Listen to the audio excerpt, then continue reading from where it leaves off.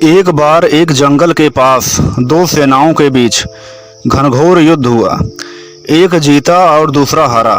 सेनाएं अपने नगरों को लौट गई। बस सेना का एक ढोलक वहीं छूट गया। उस ढोलक को बजा बजा कर सेना के साथ गए भांट रात को वीरता की कहानियां सुनाते थे। युद्ध के बाद एक दिन तूफान आया। तूफान के जोर में वह ढोल लुढ़कता हुआ एक सूखे पेड़ के पास जाकर रुक गया।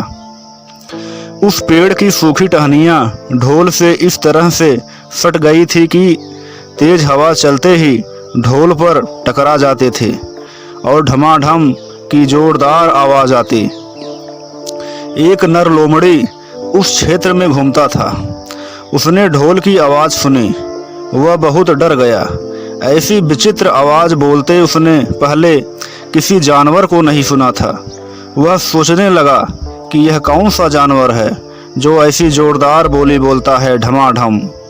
नर लोमड़ी छिपकर ढोल को देखता रहता, यह जानने के लिए कि यह जीव उड़ने वाला है या चार टांगों पर दौड़ने वाला है। एक दिन नर लोमड़ी झाड़ी के पीछे छिपकर ढोल पर नजर रखे हुए था। तभी पेड़ से नीचे उतरती हुई एक गिलहरी कूदकर ढोल पर उतरी। हल्की सी ढम की आवाज भी हुई। गिलहरी ढोल पर बैठी दाना कुतरती रही। नर लोमड़ी मन ही मन बोला, अरे यह तो कोई हिंसक जीव नहीं है, मुझे भी डरना नहीं चाहिए। नर लोमड़ी फूंक फूंक कर कदम रखता ढोल के पास गया। उसे सूंघा। ढोल का उसे न कहीं सिर नजर आया और न कहीं पैर नजर आया। तभी हवा के झोंके से टहनियाँ ढोल से टकराई। ढम की आवाज आई और नर लोमड़ी उछलकर पीछे जा गिरा। अब समझ आया।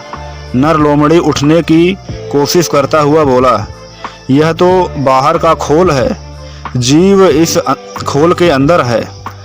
आवाज बता रही है कि जो कोई जीव इस खोल के भीतर रहता है वह मोटा ताजा होना चाहिए, तभी ये ढम ढम की जोरदार बोली बोलता है।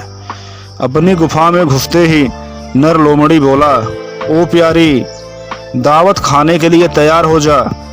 एक मोटे ताजे शिकार का पता लगा लिया हूँ। मादा लोमड़ी बोली, तुम उसे मार कर क्यों नहीं लाए? नर लोमड़ी ने उससे मजाक के स्वर में बोला, क्योंकि मैं तुम्हारी तरह मूर्ख नहीं हूँ। वह एक खोल के भीतर छिपा बैठा है। खोल ऐसा है कि उसमें दो तरफ सूखी चमड़ी के दरवाजे हैं। मैं एक तरफ से हाथ डाल उसे पकड़ने की कोशिश करता तो वह दूसरे दरवाजे से भाग जाता।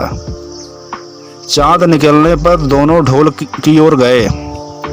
जब वे पास पहुंच ही रहे थे कि फिर हवा से टहनियाँ ढोल पर टकराई और ढम ढम की आवाज़ निकली। नर लोमड़ी अपनी पत्नी के कान में बोला, सुनी उसकी आवाज़? जरा सोच, जिसकी आवाज़ ऐसी गहरी है वह खुद कितना मोटा ताजा होगा। दोनों ढोल को सीधा कर उसके दोनों ओर बैठे और दांतों से ढोल के दोनों चमड़ी वाले भाग के किनारे फाड़ने लगे। जैसे ही चमड़ियाँ कटने लगीं, नर लोमड़ी बोला, होशियार रहना, एक साथ हाथ अंदर डालकर शिकार को दबोचना है। दोनों ने एक साथ हाथ ढोल के भीतर डाले और अंदर खोजने लगे।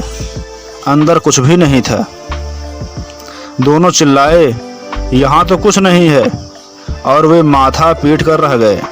तो इस कहानी से हमें यह सीख मिलती है कि बड़ी बड़ी डींग मारने वाले लोग भी ढोलक की तरह ही अंदर से खोखले होते हैं। तो इसलिए हमें अपनी वास्तविकता से कभी दूर नहीं होना चाहिए।